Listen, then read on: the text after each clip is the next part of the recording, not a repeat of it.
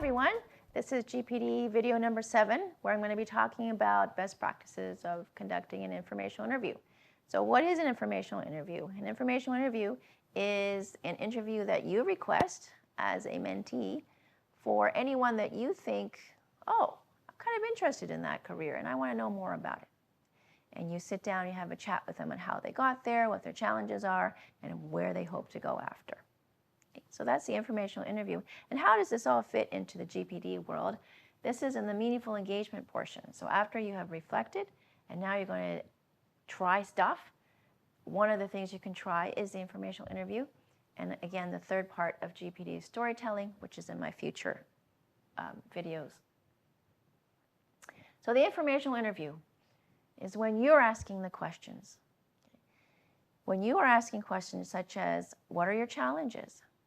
How did you get here? Do you have any mentors? And how do those mentors help you? If you had any advice for a student such as me in the third year of my PhD or my first year of my master's, what would that be if I were considering a career path of your choice, of where you are? Okay. So we have a vast array of professionals out there. How do you identify the professional you wish to interview? How do you find these people? So there are various resources. So for us at the University of Toronto in Toronto, Ontario region, we have 10,000 Coffees, U-Toronto hub. But if you are in a different hub, 10,000 Coffees is across the nation. You can find potential mentors there, and they have already listed as that they also want to mentor. Some universities have a platform called Graduate, and Graduate is a way for mentors to meet mentees, and also for students or for departments to reach out to alumni. But the classic one that everyone knows and everyone has access to is LinkedIn. So if you are a student or anyone out there that wants to expand your network, I highly recommend the professional place to be is at LinkedIn. So now you're on LinkedIn. Make sure you have a professional headshot. You've got all your important information. In your summary, you should have what you've done, where you're going, and where you were before. So what you're doing in the present, what you did in the past, and what your future opportunities, what you are looking for. That should be under your summary section. So now you have a LinkedIn profile, and the world's at your fingertips. How do you find these people? Who do you think will most likely get back to you for a request for an informational interview? So number one place is to find alumni. If you're from the Department of Biochemistry or Immunology, go for your alumni that have graduated from there. If you have a shared supervisor, they're most likely to get back to you. Oh, dear Dr. So-and-so, I see that we have the same supervisor. Can we have a chat about your career path? Okay. So having that connection is really going to help them getting back to you. And look at their profile if they've done mentoring work already. So if they're part of a life science career development society or anything like that, and you're a part of that society, and you know they're a mentor for that, they're probably most likely to get back to you because they want to give back. So reaching out. So when you're reaching out to your LinkedIn new contact or from somebody that people have said, or from a secondary contact, you need to reach out with an email signature. Okay? So what is an email signature? If you reach out through LinkedIn, they already know who you are because your profile is there. But if you're reaching out through email, you have to write who you are under your name. Okay? So your first, last name, your title, the physical address of your lab, your email, your phone number, and your LinkedIn profile. Okay? And any other title that you may have. If you are a PhD researcher, but you are also a co-president of your student union, and that's going to go there as well. Pertinent questions. So if you know that that person is in science communications and they are a medical writer for a biotech communications firm, you probably want to do some research on that firm. You want to do some research on that career before you go for this informational interview. Okay? So there's nothing worse than someone coming and say, oh, what is science writing? because that means you haven't done that that pre-research that you need to do. So for example, you might say, oh, you're in a writing firm and I see you worked on these sort of projects, your firm has worked on these sort of projects. What were the challenges about those projects? Or what was your day-to-day while you were doing those projects? Okay, so having a bit more information would tell the person you're interviewing that you did the preliminary research. And ask questions that you really want to know the answers to, right? Not just to fill random time, but for questions like, oh, I see you're also in the varsity tennis team. How did you balance that, or how did that help, right? So these sort of preliminary research really helps when you're doing the interview. The follow-up and maintain the connection. So how do you follow up? Okay. So within 24 hours of any informational interview or meeting anyone at a networking function, you have to send a thank you note and a summary of what you talked about. So the summary is there so that if in the future you contact them again, they have this electronic history of how you interacted and what sort of conversation that you had. And how do you maintain that connection? Okay, so you had a great informational interview, you're maybe halfway through your graduate degree.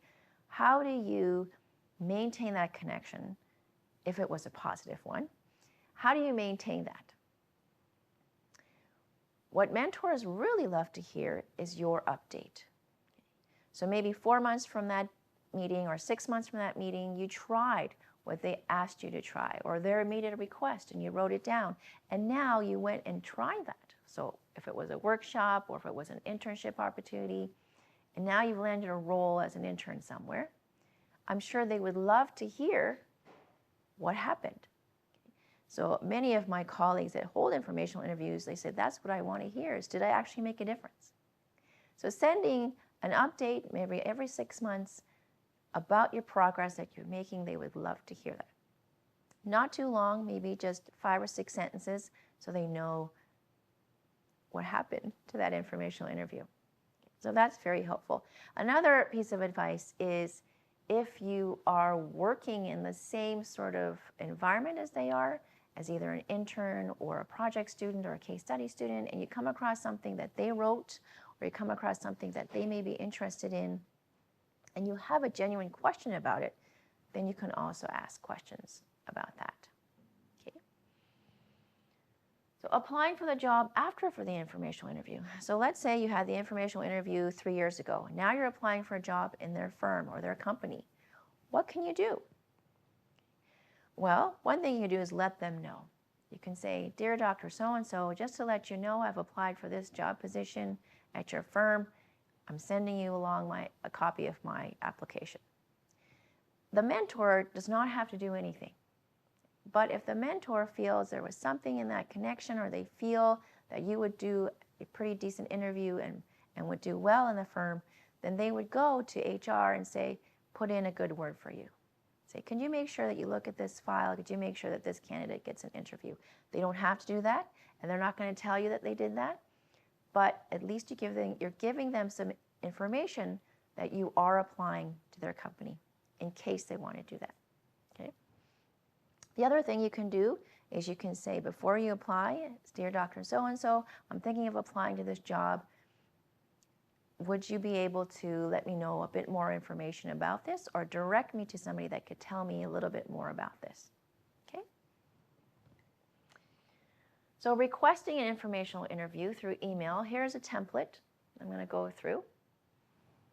So the first thing right away, here is your email signature that all students should have. Your title is either PhD researcher or MS researcher. You're going to have the URL to your PI's lab, the department, university, the street address, your phone number, your email, and your LinkedIn profile. Is Sam here? If Sam wanted to, if he's the president of student council or he's the editor of their student magazine, it's something that he can write in here as well. So here's the body. Dear Dr. Wu, a mutual colleague of ours, Dr. Aliyah Khan, recommended I reach out to you for an informational interview request, as I'm considering a similar career path as your role as application scientist at GeneWorks. I would greatly appreciate your time and insight over 30 minutes in person or via phone with sometime in February on a weekday evening work for you. So it's to the point, it's very succinct. The connection is written there, so Dr. Wu knows that that's their mutual connection. It's also very important to have a very succinct and descriptive subject heading, so it doesn't get triaged into unknown. So a subject heading that works may be informational interview request, okay, underscore your last name. Okay, so they know what the body is going to contain.